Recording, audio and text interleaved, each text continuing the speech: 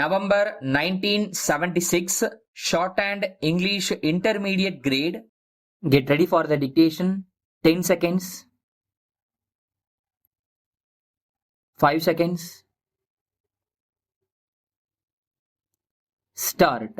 Mr. Deputy Speaker Sir, I have no doubt that you will all agree with me when I say that the framing of the budget in the present context could not have been a light task for the ministry. The ministry have to grapple with several difficult post-war problems. The three shortages that have emerged out of the war are the shortage of food, shortage of cloth, and shortage of housing. There are other problems also which require urgent and serious consideration. They are the demand for increased wages as a result of the high prices and unemployment due to cessation of wartime activities. New and additional sources of revenue have to be found to meet the pressing needs of the present and for the large-scale demands of the future in regard to post-war schemes of development.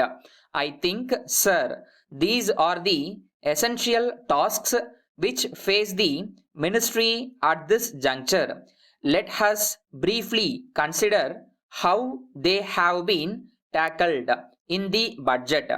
Regarding shortage of food and cloth, the ministry have taken several measures and the success of these measures are being watched with anxious interest all over the state. It is our duty to give our hearty cooperation to the ministry in the efforts they are making to tackle these two difficult questions. The next matter that needs urgent attention is the demand for increased wages, which is coming from all quarters. Strikes have become the order of the day. This demand is the natural outcome of the high prices and increased cost of living that we are having at present. Government must take prompt steps to control prices of all essential articles of daily necessity and reduce the cost of living. Otherwise, they must be prepared to spend large sums of money to satisfy the legitimate demand of the men in the lower grades of service. If government do not control prices, they will have to incur huge expenditure for raising the wages of their low paid employees. By doing so, they will be depleting the budget and they will find it very difficult to provide sufficient finance for the many schemes of development which are so vital for the welfare of our country. Labor unrest has become a grave menace to the peace and prosperity of the country at present. Some of the labor leaders are exploiting the economic grievances of the workers and are creating quite a dangerous situation. All the same, this ministry must remember its obligation to labor and they must fulfill our party's election pledge to improve the lot of the common man. Strikes should be averted and not allowed to occur. We must have an effective machinery of conciliation to deal with disputes as they arise. More than that, we must try to prevent strikes by promoting well-considered schemes of labor welfare.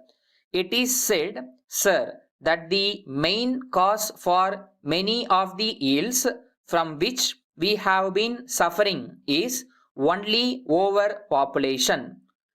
Letter dated 10th August 1976 from the Director, National Trading Company, Madras, to the Postmaster General, Madras.